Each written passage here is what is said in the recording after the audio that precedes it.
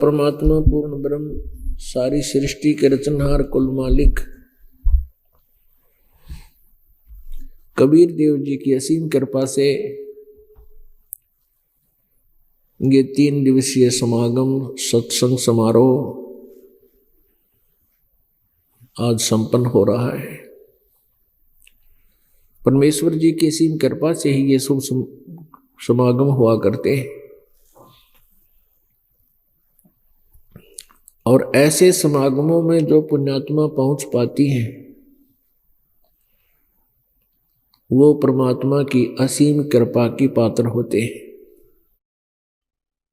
उनमें से आप हो जो इस सत्संग को सुन रहे हो। मात पिता मिल जावेंगे, मात पिता मिल जावेंगे 184 माँ। सतगुरु सेवा और ये बंदगी भाई फेर मिलन की ना। माता पिता तो जहां भी हमारा जन्म होगा वहां अवश्य मिलेंगे। पशु बनेंगे वहां माता पिता, पक्षी बनेंगे वहां माता पिता, लेकिन सतगुरु की सेवा यानी सतगुरु सेवा, सतगुरु के आधार से बताई गई पूजाएं और सतगुरु की शरण में आकर के क्रिया करना, सत्साधना करना और ये सत भक्ति, ये फेर मिलन की ना। मानुष जन्म दुर्लभ है, मिलन बारंबार। जैसे तरवर से पत्ता टूट गिरे वो बहुर न लगता डारे। मानुष जन्म पाके नहीं रटे हरि नाम। जैसे कुआ जल बिना फेरे बनवाया क्या काम। 3 लोक का राज जे जीव को कोई दे। लाख बधाई के करे जय नहीं नाम से ने। परमात्मा परमेश्वर स्वयं आकर के कबीर जी हमें यथार्थ ज्ञान से परिचित कराते हैं। उसी परमेश्वर के द्वारा दी गई वो सच्चिदानंद घन ब्रह्म की वाणी। परमात्मा हमें क्या समझाना चाहते हैं कि मानुष जन्म दुर्लभ है, ये मिले न बारंबार। और तरवर से पत्ता टूट गया बहुर नहीं लगता डार।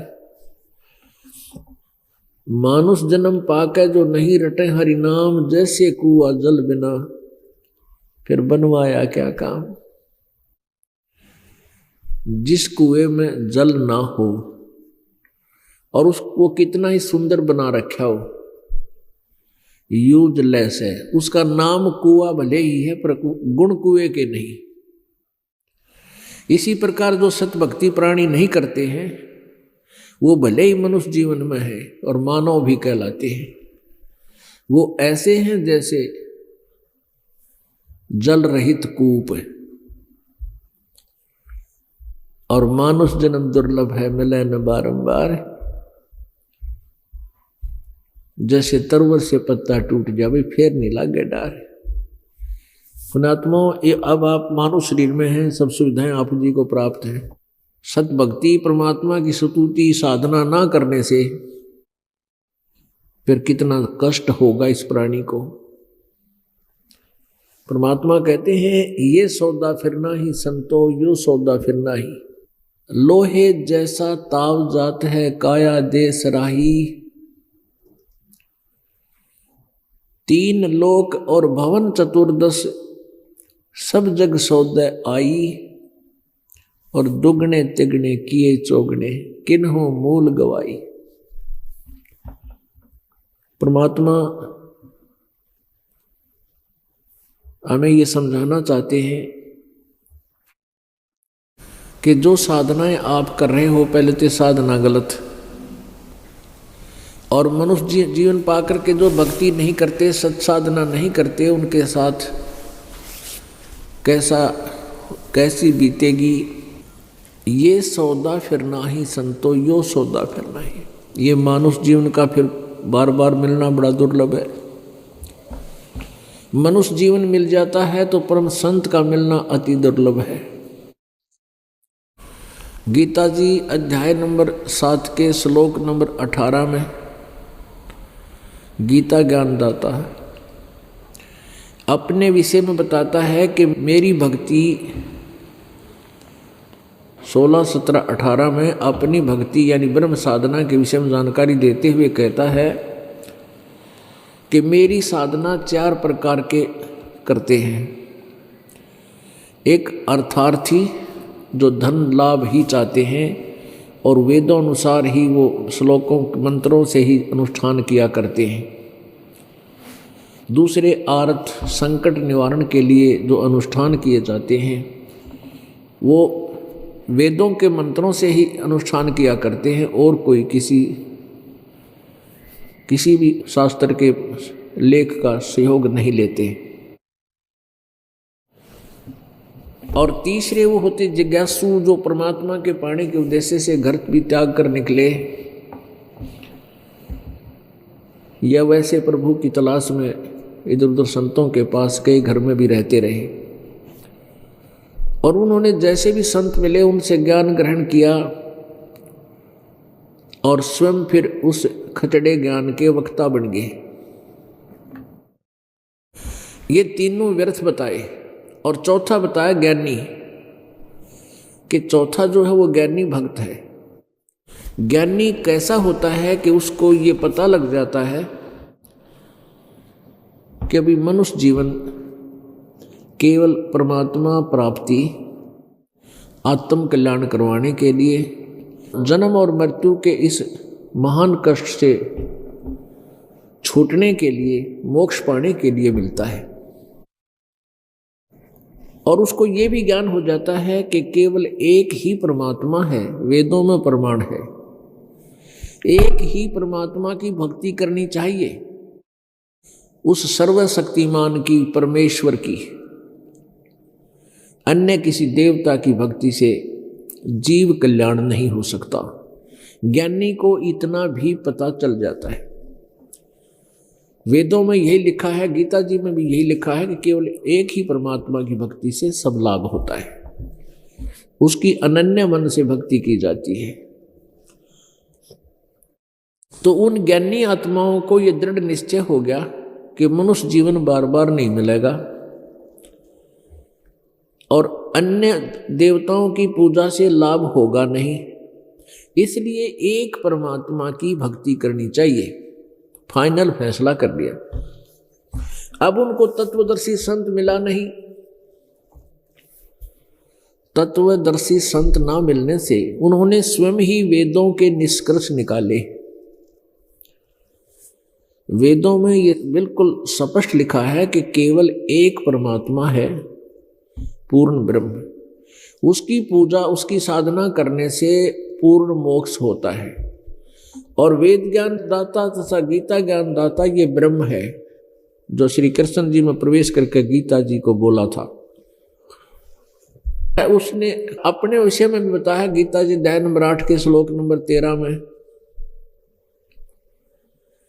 कि ओम इति एकाक्षरम ब्रह्म व्यवहारन माम अनुसमरन ये पर्याति तजन्देहम स याति परमाम गतिम। ब्रह्म कहता है कि मुझ ब्रह्म का केवल एक ओम अक्षर है। उच्चारण करते हुए सिमरण करने का। और ये पर्याति तजन्देहम जो इसकी साधना अंतिम सांस तक, शरीर छोड़ने तक करता है, स याति परमाम गतिम, वो मेरे वाली यानी ब्रह्म से मिलने वाली, ओम नाम से मिलने वाली राहत, गति, सतिथि अर्थात मुक्ति को प्राप्त होता है। यजुर्वेद अध्याय नंबर 40 के मंत्र नंबर 15 में कहा है कि ओम कर्तु समर किल्वे समर और कर्तुम समर। ओम नाम का जाप काम करते करते श्रवण करो, विशेष कसक के साथ श्रवण करो। मनुष्य जीवन का प्रथम कर्तव्य जान के ओम नाम का श्रवण करो। और भस्मांतम शरीरम अमृतम, जब शरीर छोड़ कर जाओगे, जब तुम्हारे शरीर का अंत होगा, तब तुम्हें ओम से मिलने वाली राहत प्राप्त होगी। जो गति जितनी सती थी ओम से लाभ होता वो मिलेगा। इन वेदों के पढ़ने वालों के दिमाग में यह बात नहीं आई। गीता अध्याय नंबर 4 के श्लोक नंबर 32 और 34 में स्पष्ट किया है कि एक विशेष जानकारी अध्यात्म ज्ञान की सच्चिदानंद घन ब्रह्म की वाणी में विस्तार से कही गई है।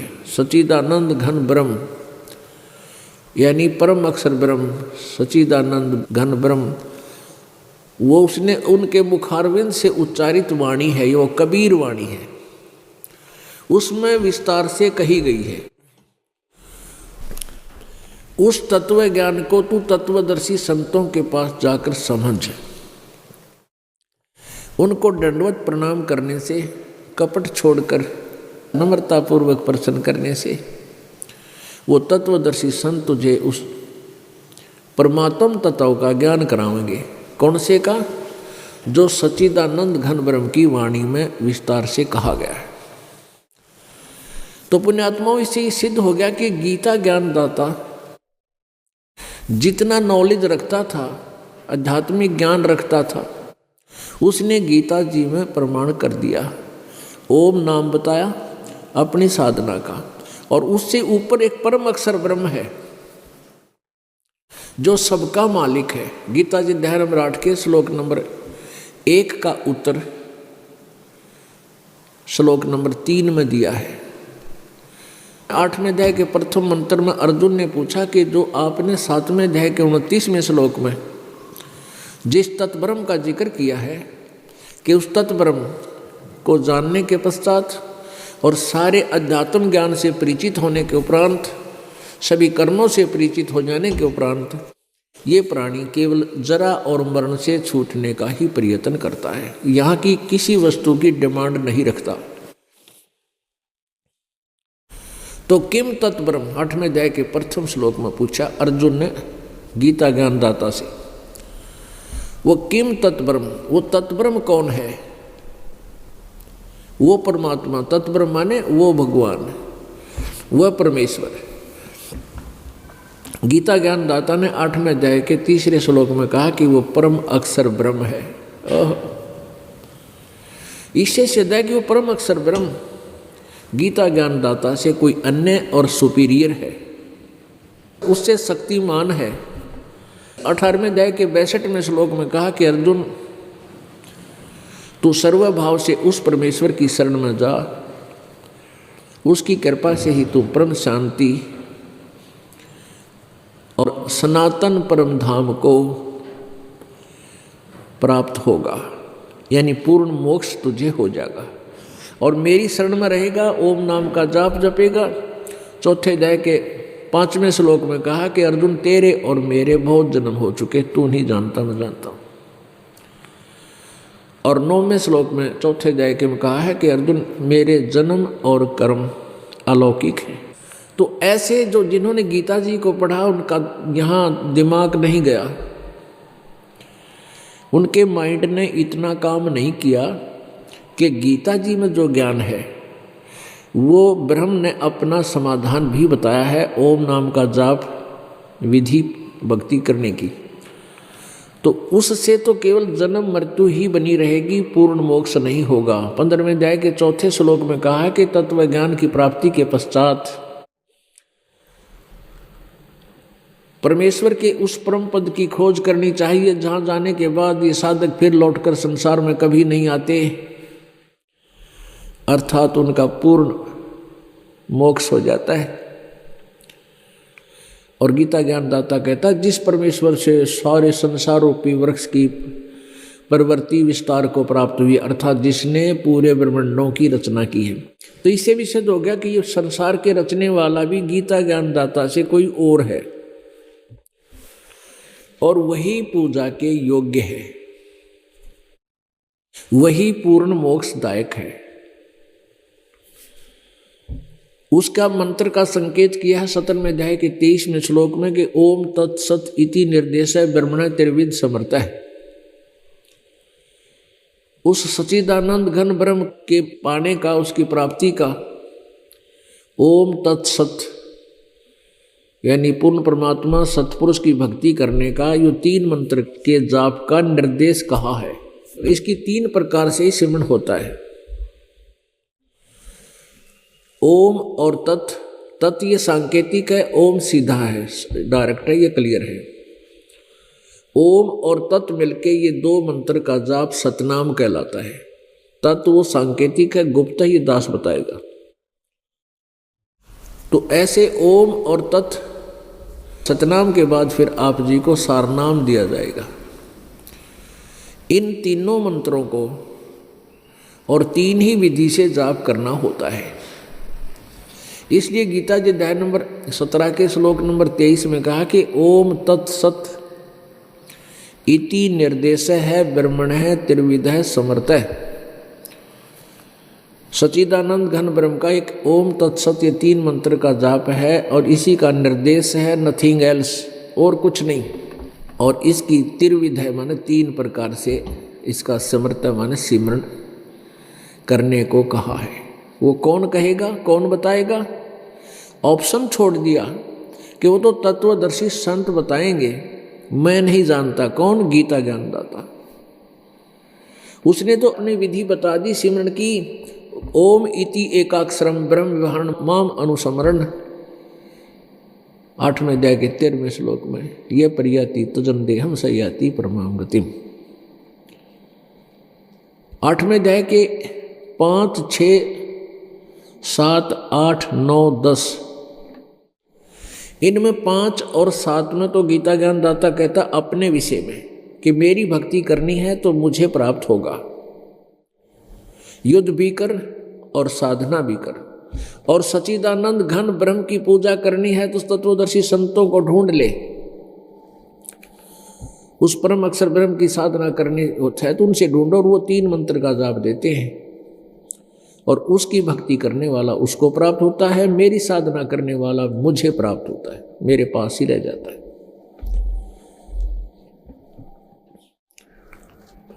पुण्यात्माओं, इसी प्रकार इन वेदों के पढ़ने वालों को इन्होंने भी नहीं पढ़ा कि यजुर्वेद अध्याय नंबर 40 के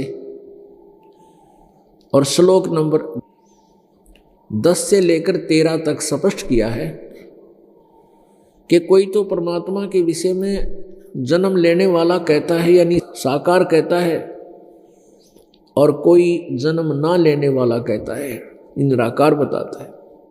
परमात्मा की यथार्थ स्थिति को वो धीराणाम यानी तत्वदर्शी संत बताएंगे, उनसे पूछो। इससे सिद्ध है कि वेदों का ज्ञान इनकम्प्लीट है और वेदों में पूर्ण परमात्मा की भक्ति की विधि कंप्लीट नहीं है। केवल ब्रह्म तक की साधना ओम नाम जाप है। इसी कारण से इन ऋषि महर्षियों ने स्वयं ही अपना सारांश निकाल लिया कि ओम नाम का जाप करना चाहिए और देवताओं की भक्ति नहीं करनी चाहिए। ये ओम नाम का जाप पूर्ण परमात्मा का मान लिया, जबकि ये ब्रह्म का है।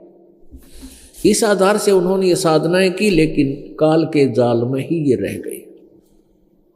अब प्रसंग चल रहा है कि मानुष जन्म दुर्लभ है, ये मिले न बारंबार,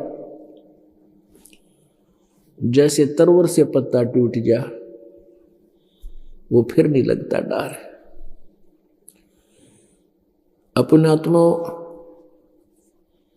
परमेश्वर स्वयं आकर के हमें ज्ञान देते हैं कि तत्वदर्शी संत के अभाव से जो साधनाएं भी की जाती हैं वो भी व्यर्थ है, और जो साधना मनुष्य जीवन पाकर भक्ति करता ही नहीं वो भी व्यर्थ है। परमात्मा ने हमें मनुष्य जीवन इसीलिए दिया है कि हम भक्ति करें, और तत्वदर्शी संत का मिलना भी बहुत दुर्लभ है।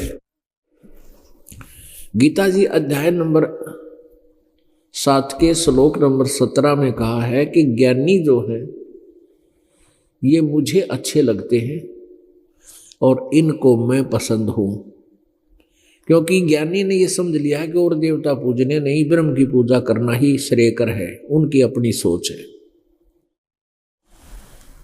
और उधर से ये काल ज्योति निरंजन ब्रह्म उनको पसंद करता है, क्योंकि गीता जी अध्याय नंबर 7 के श्लोक नंबर 12 से लेकर 15 तक बताया है कि इन तीनों गुणों रजगुण ब्रह्मा, सतगुण विष्णु, तमगुण शिव जी तक की जो पूजाएं करते हैं वो अपना जीवन व्यर्थ कर रहे हैं, वो मेरी भक्ति भी नहीं करते।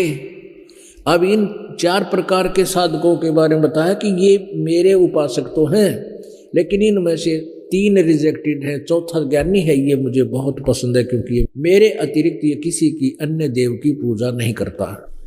तो इसलिए 7वें अध्याय के 17वें श्लोक में कहा ज्ञानी मुझे अच्छे लगते हैं और ज्ञानी को मैं। अब 7वें अध्याय के 18वें श्लोक में गीता ज्ञानदाता ने कहा है कि मेरी भक्ति भी ये ज्ञानी आत्मा करती है, ये मेरे वाली साधना में व्यस्त संलग्न ये अच्छी आत्माएं, ये ज्ञानी आत्मा है तो नेक उद्धार आत्मा है, लेकिन ये मेरे वाली अनुत्तम गति में ही सचित है।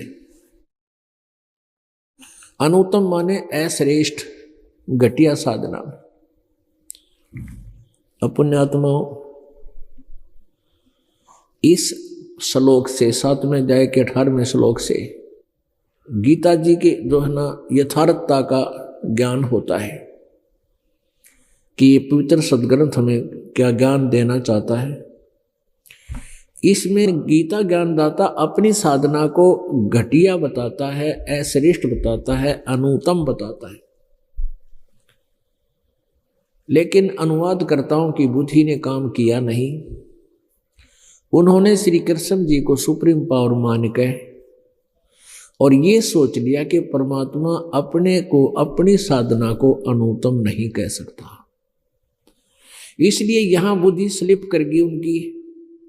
अनुत्तम का अर्थ सर्वश्रेष्ठ लिख दिया, अति उत्तम कर दिया।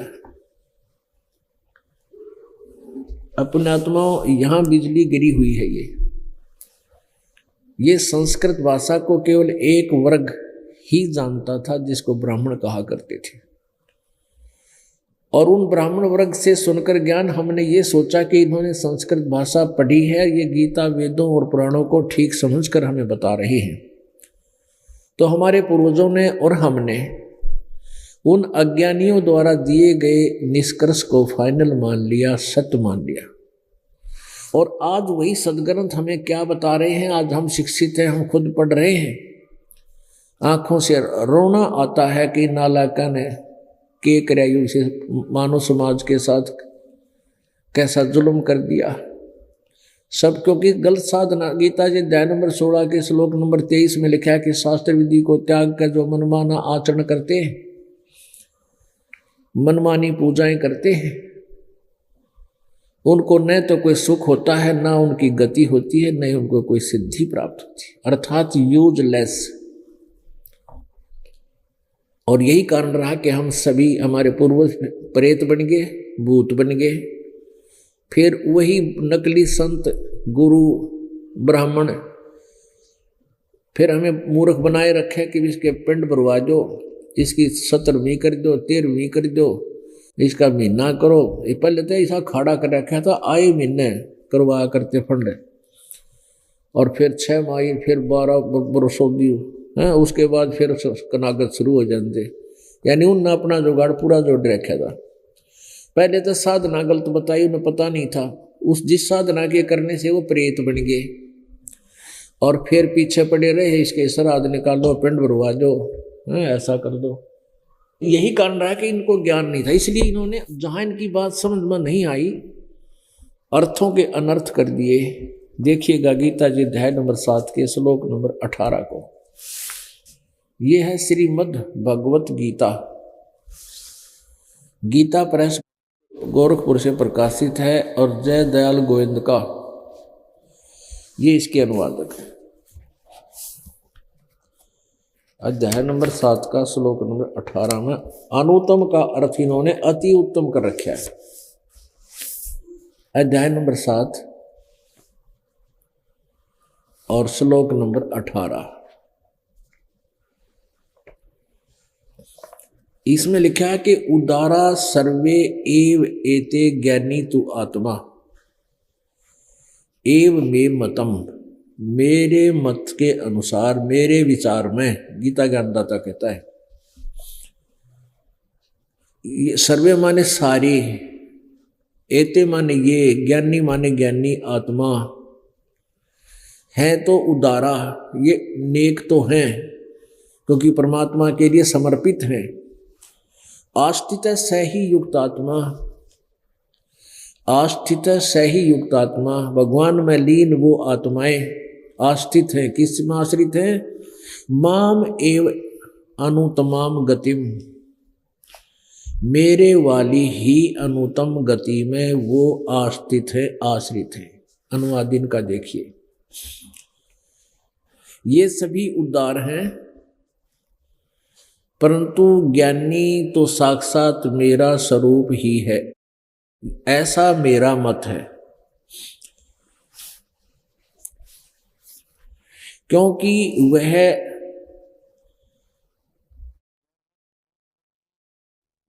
गत बुद्धि वाला ज्ञानी आत्मा, यानी वह युक्त आत्मा, ये युक्त आत्मा है, परमात्मा में लीन लगा हुआ युक्त।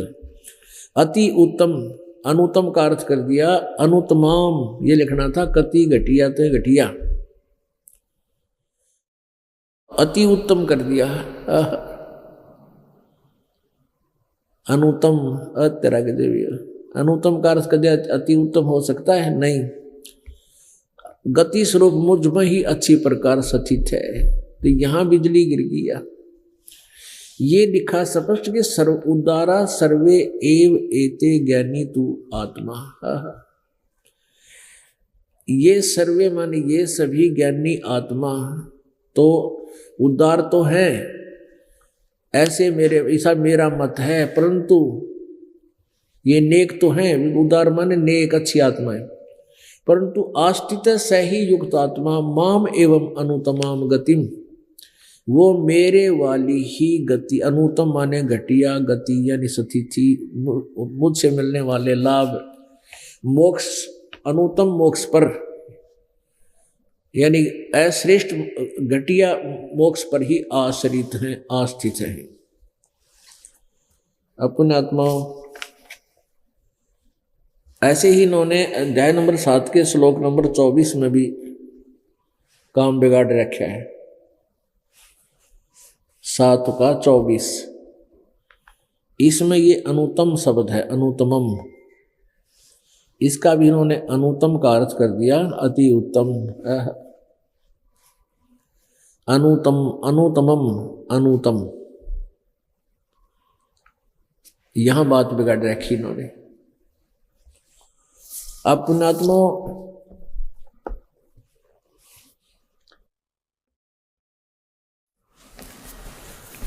गीता जी अध्याय नंबर 7 के श्लोक नंबर 18 में तो स्पष्ट कर दिया कि मेरे वाली ही ये अनुतम गति में आश्रित है।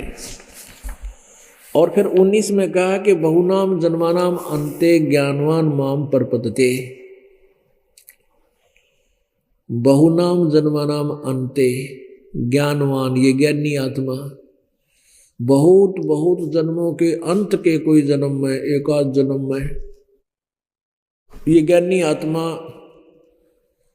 यानी ये अच्छी आत्मा, ज्ञानी आत्मा, चारों में से जो ज्ञानी है, ये ज्ञानी आत्मा मेरी भक्ति करते हैं,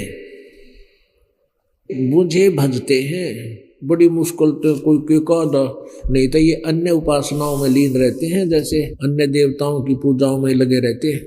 और फिर क्या बताते हैं गीता ज्ञानदाता, क्या कह रहा है? बहुनाम जन्मानाम अन्ते ज्ञानवान माम प्रपद्यते, बहुत ही जन्मों के किसी अंत के जन्म में, किसी एकाध जन्म में ये ज्ञानी आत्मा मेरी यानी ब्रह्म की साधना करते हैं, नहीं तो और उपासना में लगे रहते हैं पूरे जीवनों में। और वासुदेव सर्वमिति, वासुदेव है सर्वमिति सहमात्मा सुदुर्लभ है। और ये बताने वाला कि नहीं, वासुदेव जो परमात्मा है, वासुदेव है, वो ही सर्वम, सर्वम माने सब कुछ, वही पूर्ण रूप से अविनाशी है, वही कुल का मालिक है, वही पूजा के योग्य है, और वही सबका पालन और रचने वाला है। ये बताने वाला सहमात्मा सो दुर्लभ है। वो ऐसा संत तो बड़ी मुश्किल से मिलेगा। मेरी साधना भी घटिया है, लेकिन अन्य देवताओं से ब्रह्म कहता है मेरी साधना उनसे ठीक है, लेकिन मेरी साधना भी अच्छी नहीं है, क्योंकि जन्म और मृत्यु कर्म दंड इसमें समाप्त नहीं हो सकता। इसलिए यहां कहा है कि मेरी साधना भी एकाध कोई नेक आत्मा, ज्ञानी आत्मा कब किसी जन्म में करते हैं, नहीं तो आन उपासना में लगे रहते हैं, जिस कारण से अपना वो जीवन व्यर्थ कर जाते हैं। और वासुदेव सर्वनिति सहमात्मा सुदुर्लभ है, ये बताने वाला कि वासुदेव यानी वो सर्वशक्तिमान। वासुदेव का क्या अर्थ होता है? देव माने प्रभु, वासु माने सब जगह व्यापक, अर्थात जिसकी सबके ऊपर सत्ता है, overall controller, known as Vasudev.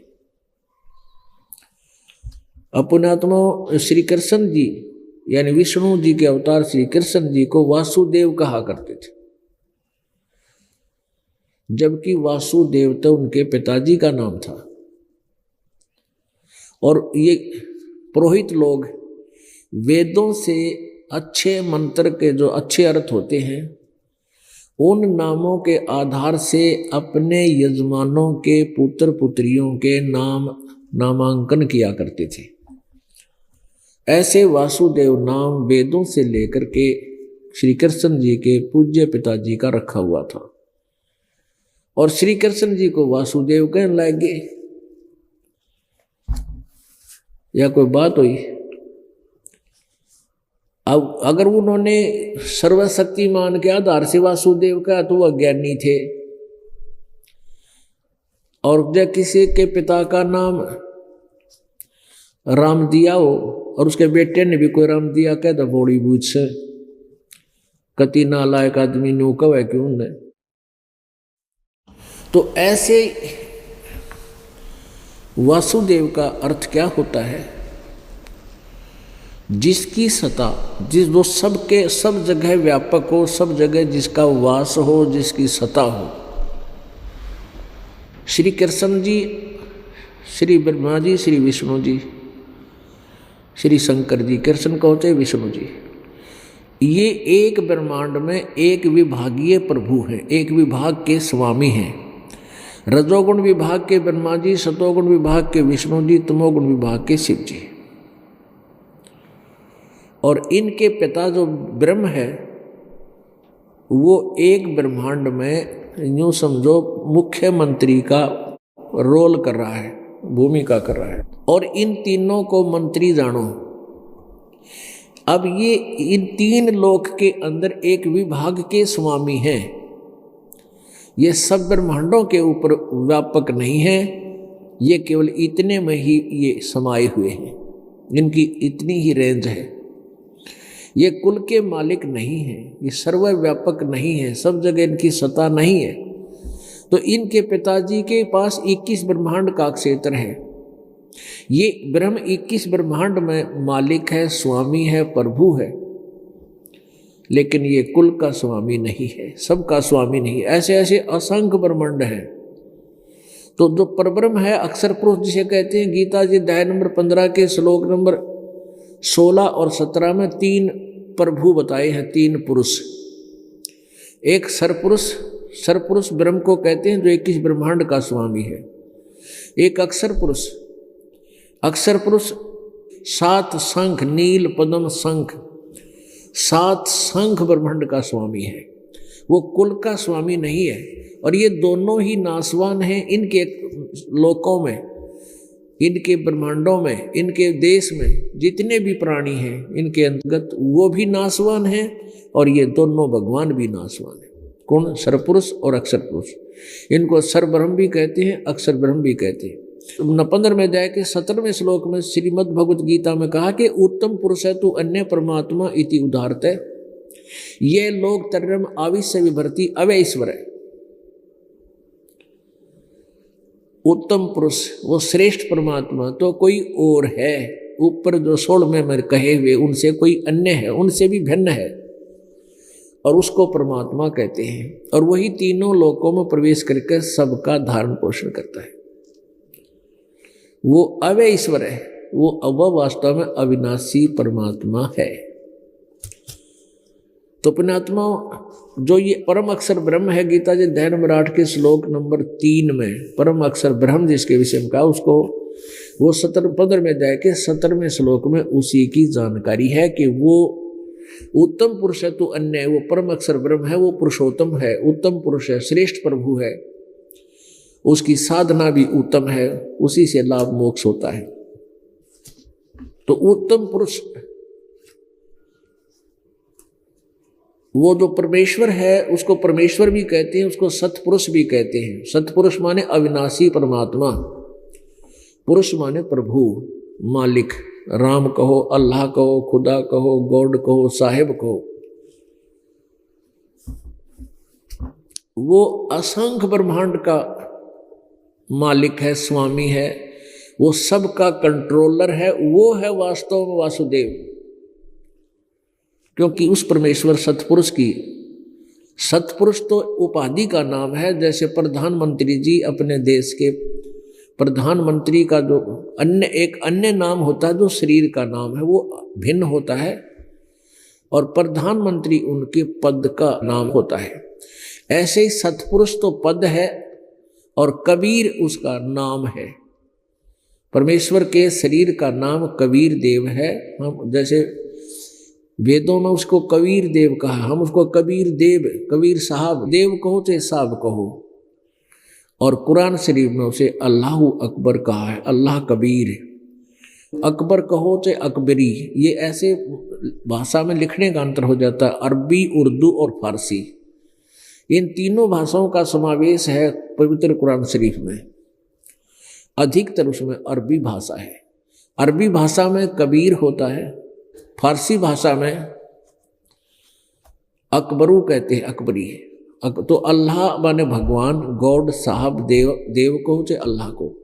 अल्लाह कबीर, अल्लाह कबीर, कबीर अल्लाह, कबीर देव और कबीर साहब, ये नाम है शरीर के परमात्मा के। और सतपुरुष, अमर पुरुष, परम अक्षर ब्रह्म, परम अक्षर पुरुष, ये उनकी उपाधि है।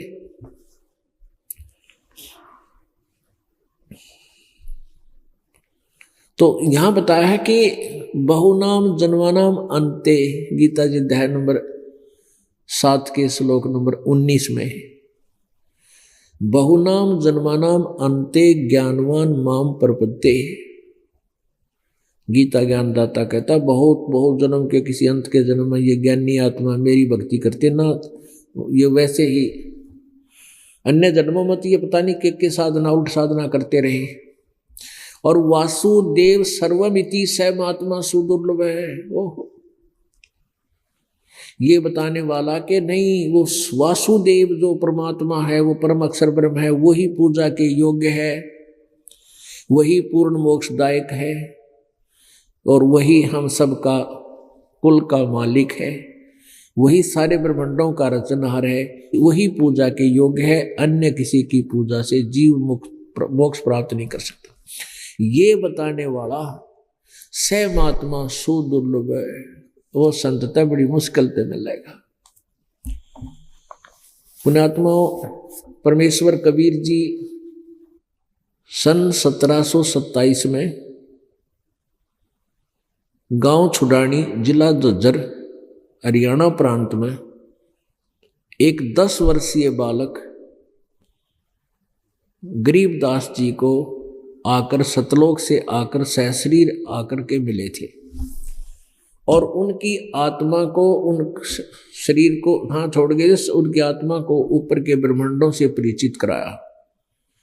श्री ब्रह्मा जी, श्री विष्णु जी, श्री शिव जी आदि के लोक और वहां हो रही प्रक्रिया से परिचित कराया। सभी नरक स्वर्ग दिखाए, धर्मराज का लोक दिखाया, वहाँ के किस प्रकार अकाउंट होता है प्राणियों का, वहाँ क्या बुरा हाल होता है। फिर काल दिखाया, जहाँ ये काल रहता है 1 लाख जीवों को प्रतिदिन खाता है। फिर सत्संग ब्रह्मांड को पार करके परब्रह्म के वो सतलोक में गए परमात्मा कबीर जी उस गरीबदास जी की आत्मा को लेकर। तो गरीबदास साहिब जी ने जब देखा कि पूर्ण परमात्मा कबीर जी ही अन्य रूप बना करके वहां वासुदेव रूप में विराजमान है, सब ब्रह्मांडों के मालिक के रूप में विराजमान है, और गरीबदास जी के देखते ही देखते जो नीचे से शरीर गया था एक महात्मा के रूप में कबीर जी, जिंदा संत के रूप में कबीर जी आए हुए थे, उसी रूप में ऊपर गए थे।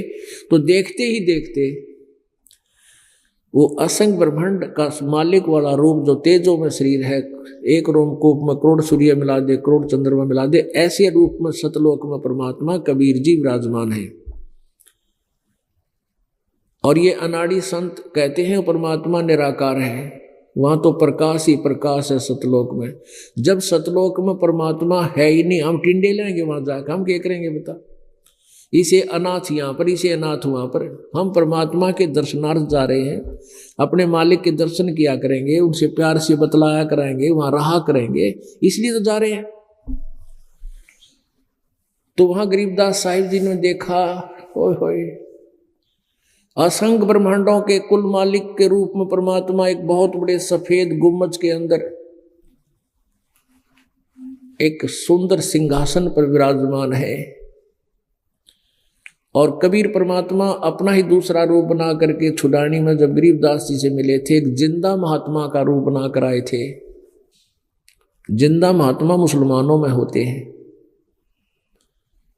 एक काला कपड़ा पहनते हैं जिसको चुग्गा कहते हैं, चुग्गा एक ही होता है वो, और एक कच्छा पहनते गोड्डों तक का,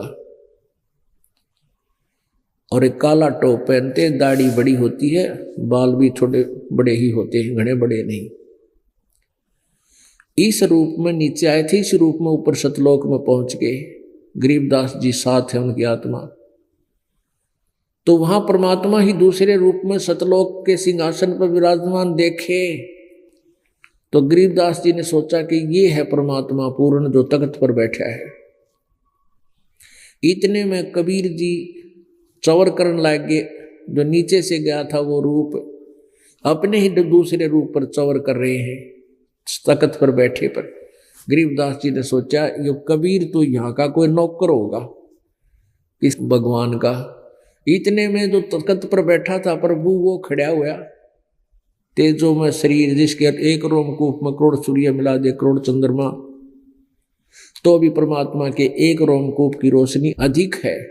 ऐसा तेजों में शरीर परमात्मा खड़ा हुआ, और नीचे से गए हुए जिंदा के रूप में वो परमात्मा कबीर जी विराजमान हुए सिंहासन पर, और वो तेजों में शरीर चवर करने लग गया उस नीचे से गए हुए परमात्मा के ऊपर।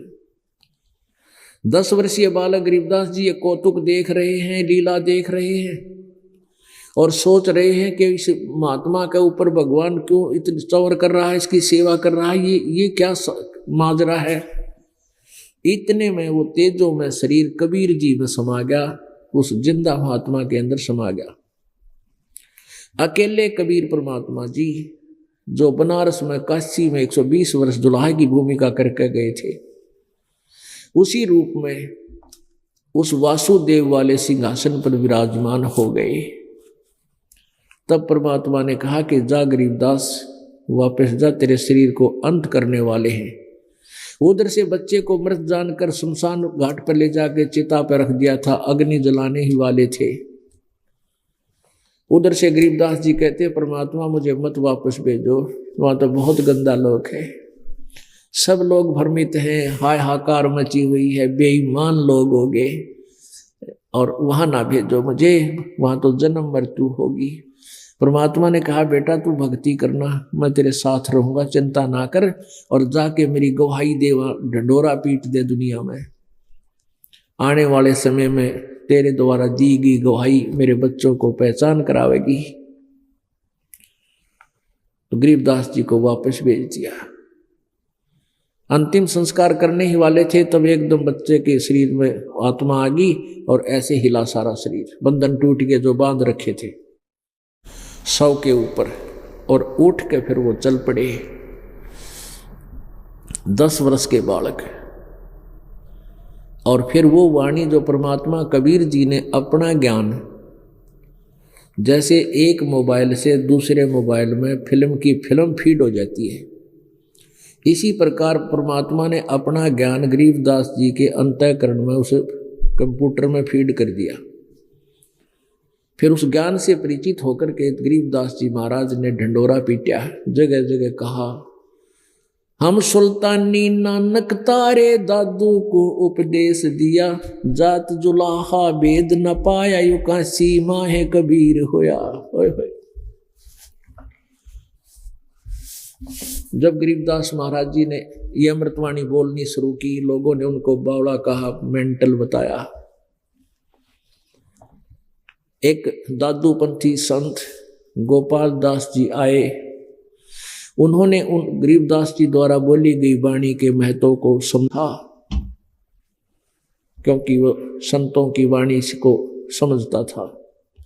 तब उसने गांव वाले से कहा, अरे गांव वाले हो तुम हो मेंटल, ये बालक मेंटल कोई ना, ये तो अनमोल ज्ञान बोल रहा है।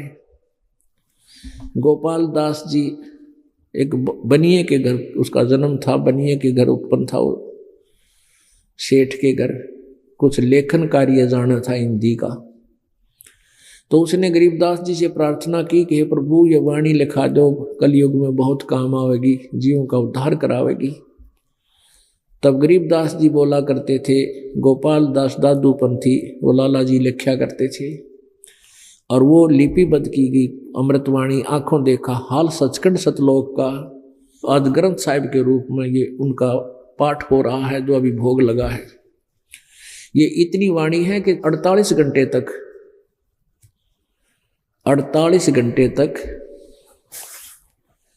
लगातार कंटिन्यूस पढ़ते हैं, जब जाके संपन्न होती है। इतना अनमोल खजाना इसमें भरा हुआ है। कबीर सागर में धर्मदास जी को कबीर सिंह ने बताया था कि धर्मदास इस मूल ज्ञान को तू छुपा के रखना, अभी किसी को बताना नहीं। यदि मूल ज्ञान ये अभी किसी के हाथ लग गया तो बीच वाली पीढ़ी में हम अपने हंसों को भिन्नता नहीं बता पाएंगे, और काल के दूत ये नकली नाम भी देते रहेंगे, ये ज्ञान भी बताते रहेंगे, तो हमारे बच्चे मुझे पहचान नहीं सकेंगे। इसलिए कबीर सागर में लिखा है कि 12वां पंथ गरीबदास जी का पंथ होगा, और ये 12 के 12 पंथ महिमा तो कबीर जी की ही गाया करेंगे, लेकिन इनके पास यथार्थ मंत्र नहीं होगा, यथार्थ ज्ञान नहीं होगा, जिस कारण से इन 12 पंथों के प्राणी पार कभी नहीं हो सकेंगे। फिर क्या बताया कि 12वें पंथ में, गरीबदास जी वाले पंथ में हम आगे चलकर हम ही आएंगे। कबीर परमेश्वर ने अपनी अमर वाणी में, कबीर वाणी में लिखा है, और ज्ञान बोध में हम ही चलकर आएंगे 12वें पंथ में, गरीबदास वाले पंथ में, और सभी पंथों की पोल खोल देंगे, वो खत्म हो जाएंगे, केवल एक पंथ चलाएंगे। फिर लिखा है कि 12वें पंथ है उजियारा, 12वां हंस जो होगा वो गरीबदास होगा, और गरीबदास जी के द्वारा कहते हैं प्रगट हुआ मम वाणी, उसके द्वारा मेरी महिमा की वाणी प्रगट की जाएगी। और लेकिन गरीबदास जी के अनुयायी भी यथार्थ ज्ञान से परिचित नहीं होंगे।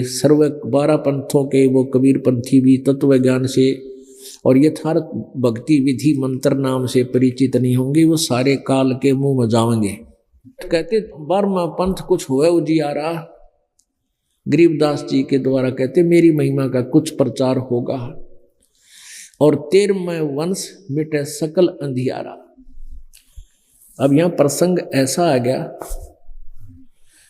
आपको कबीर सागर दिखाते हैं, क्योंकि कबीर पंथी बहुत अच्छी आत्माएं हैं, ये नकली संतों महंतों के फंसी पड़ी हैं, और वही ना उनको कबीर सागर का ज्ञान, क्योंकि भोली आत्मा श्रद्धालु अविश्वास नहीं किया करते संतों पर, और ये संत नकली सारे न ज्ञान को नहीं, ये पारखी हैं सारे कति नकली डुप्लीकेट कबीरपंथी। परमात्मा को बताओ जीव ही ब्रह्म है, फिर जीव ब्रह्म है तो कबीर साहब के पीछे क्यों लाग रहे हो तुम? आप भगवान हो, फिर कबीरपंथी कैसे हुए तुम? तो कहने का भाव यह है, उनका ना सिर ना पैर, और कबीर जी तो परमात्मा है, उनके और भी तो बहुत ज्ञान है। बीजक में बहुत बार लिखा है कि परमात्मा की भक्ति करो, परमात्मा का नाम लो। ये देखिएगा पवित्र कबीर सागर संपूर्ण 11 भाग, और ये है खेमरा श्री कृष्ण दास प्रकाशन बंबई से प्रकाशित है। इसके अनुवादक कौन है? संशोधक करता ये है। ये कहाँ से प्रकाशित है? मुद्रक एवं प्रकाशक हैं खेमरा श्री कृष्ण दास, अध्यक्ष श्री वेंकटेश्वर प्रेस, खेमरा श्री कृष्ण दास मार्ग मुंबई। ये परमात्मा का, ये है परमात्मा का चित्र जो जिंदा महात्मा के रूप में वो आए थे श्री कबीर साहब। और इसमें इसका किसने अनुवाद किया है? श्री युगलानंद बिहारी, उन्होंने इसका संशोधन किया है। अब इसमें आपको दिखाते हैं, ये देखिएगा कबीर वाणी 136 पृष्ठ पे बोध सागर में, ये है कबीर वाणी, और ये है इधर बोध सागर पृष्ठ नंबर 136-37 पर। यहां देखिएगा, द्वादश पंथ चलो सो भेद, द्वादश पंथ काल फुरमाना। अब परमात्मा कबीर जी खुद कह रहे हैं धर्मदास जी को कि इन 12 पंथों में काल का फुरमान यानी उसी का आदेश ज्ञान वहीं तक सीमित होगा, और भूले जीव न जाए ठिकाना, उसके अंदर भ्रमित, वो 12 पंथों के द्वारा भ्रमित लोग जीव आत्मा निज ठिकाने सतलोक नहीं जा सकती। ताते आगम कह हम राखा, वंश हमारा चूड़ामणि शाखा।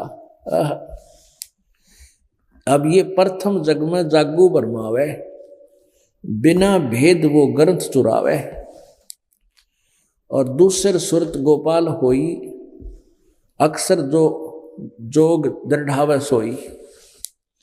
तीसरा मूल निरंजन वाणी, ये पंथों के नाम हैं, ये 12 पंथ कबीर पंथियों के। अब यहाँ देखिएगा, अब यहाँ से देखेंगे हम, ये है कबीर चरित्र बोध, बोध सागर, कबीर चरित्र बोध 1871, ये 1870 है।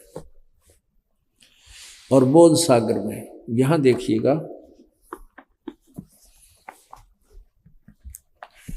ये कबीर साहब के पंथों का वृंतांत, कबीर साहब के पंथों का वृंतांत कौन कौन से हैं? नंबर 1 नारायण दास जी का पंथ, नारायण दास जी का पंथ, और दूसरा यागू दास जी का पंथ, और तीसरा सूरत गोपाल पंथ, और चौथा मूल निरंजन का पंथ, पांचवा टकसारी पंथ, छठा भगवान दास जी का पंथ, सातवां सतनामी पंथ, और आठवां कमाली पंथ नहीं, कमाल का पंथ, कमाल भी अलग हो गया था परमात्मा से, कमालीय पंथ, कमाल का पंथ, और 9वां राम कबीर पंथ, 10वां प्रेम धाम की वाणी पंथ, और 11वां जीवा पंथ, और 12वां गरीब